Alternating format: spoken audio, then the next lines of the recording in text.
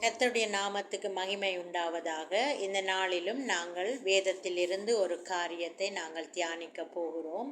ஏசாயா 49 அதிகாரம் 15 வசனம். ஏசாயா 49 15 வசனம்.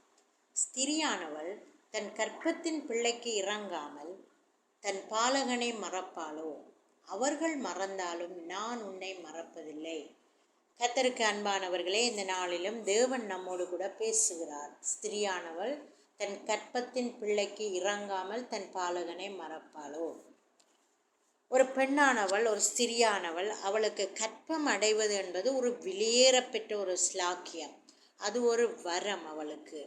அந்த வரத்தை அவள் பெற்று கொண்டு விட்டால் அந்த குழந்தை பிறக்கும் வரை அதை பத்திரப்படுத்தி அதுக்கு என்ன நாங்கள் சாப்பிடலாமோ சாப்பிடக்கூடாதோ அது எல்லாவற்றையும் அவள் செய்து அந்த குழந்தையை போஷித்து, தனக்கு இல்லாவிட்டாலும் அந்த குழந்தை பிறந்தா பிறகு தனக்கு இல்லை என்றாலும் அதை குழந்தைகளுக்கு கொடுத்து அதை வளர்த்து அதை ஆளாக்கி ஒரு பெரிய நிலையிலே அதை கொண்டு வந்து உருவாக்கி அதற்கு ஒரு திருமணம் செய்து வைத்து அதனுடைய சந்ததியை கண்டு அதிலே மகளும் வரைக்கும் அந்த ஸ்திரியானவள் தன் கணவனையே அவள் மறந்து விடுகிறாள். ஆனால் தன் பிள்ளையை அவள் அவ்வளவாய் அவள் அங்கே நேசித்து ஆதரித்து அந்த பிள்ளையை அவள் அங்கே பத்திரப்படுத்துகிறாள்.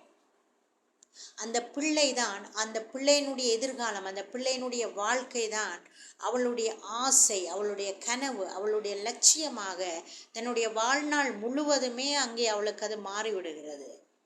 ஆனாலும் அப்படிப்பட்ட ஒரு ஸ்திரியானவள், ஒரு பெண்ணானவள் தன் கர்ப்பத்தின் பிள்ளைக்கு இறங்காமல் தன் பாலகனை மறப்பாளோ? அவர்கள் மறந்தாலும் நான் உன்னை மறப்பதில்லை. பிரியமானவர்களே, தேவனுடைய வேதம் சொல்லுகிறது, அப்படிப்பட்ட பெண், தன் பிள்ளையை மறக்கக்கூடாத ஒரு பெண் கூட ஒருவேளை தன் பாலகனை மறந்தாலும் நான் உங்களை மறப்பதில்லை என்று கர்த்தர் அங்கே தெளிவாக நமக்கு சொல்லுகிறார். அதை விளங்கும் வண்ணமாக நாங்கள் ஒரு சிறிய காரியத்தை நாங்கள் பார்க்க போகிறோம். யாத்ராகமம் 2 அதிகாரம் அங்கே 2 வசனம் சொல்லப்படுகிறது. அந்த ஸ்திரீ கர்ப்பவதியாகி ஒரு பிள்ளையை பெற்று அது அழகுள்ளது என்று கண்டு அதை 3 மாதம் ஒளித்து வைத்தாள். இது மோசேயின் பிறப்பை குறித்ததான ஒரு காரியத்தை அங்கே நமக்கு கொண்டு வருகிறது. இதிலே அந்த ஸ்திரியானவள் அது அழகுள்ளது என்று கண்டு, ஆகவே அந்த குழந்தை அழகாக இருக்கிறது என்று சொல்லித்தான் அவள் அதை அங்கே 3 மாதம் அளவும் அதை அங்கே ஒளித்து வைக்கிறாள். அவள் அங்கே எவ்வளவா அந்த குழந்தையை அங்கே அவள் பத்திரப்படுத்துகிறாளோ, அது அழகுள்ளது என்று கண்டு அவள் பத்திரப்படுத்துகிறாள்.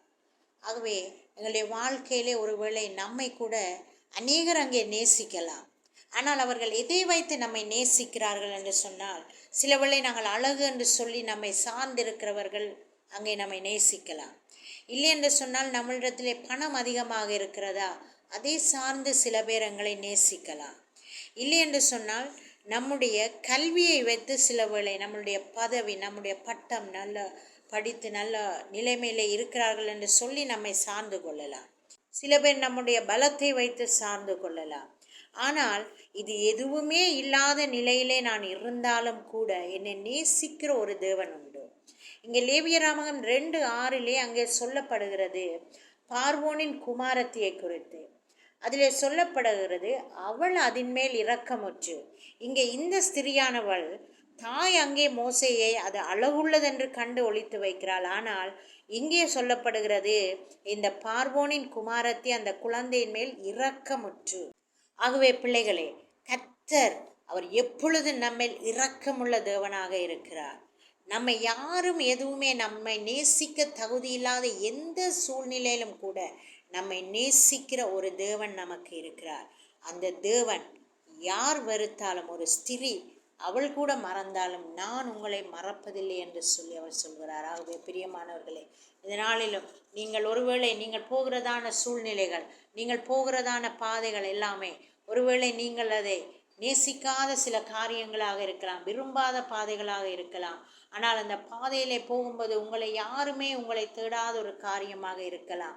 நீங்கள் துக்கத்தோடு வேதனையோடு கூட இருக்கலாம். அப்படிப்பட்ட உங்களுக்கு தன் தேவன் சொல்லுகிறார், ஸ்திரியானவள் தன் கர்ப்பத்தின் பிள்ளைக்கு இறங்காமல் தன் பாலகனை மறப்பாளோ? அவர்கள் மறந்தாலும் நான் உன்னை மறப்பதில்லை. ஆகவே தைரியமாக இருங்கள், திடன் கொள்ளுங்கள். நீங்கள் போகிற எல்லா பாதைகளிலும் தேவன் உங்களோடு கூட இருந்து அவர் உங்களை வழிநடத்தி உங்களை ஆசீர்வதித்து உங்களை உயர்த்தி நிச்சயமாக நல்ல நிலைமையிலே உங்களை அவர் கொண்டு வந்து வைத்து உங்களை பாதுகாப்பார்.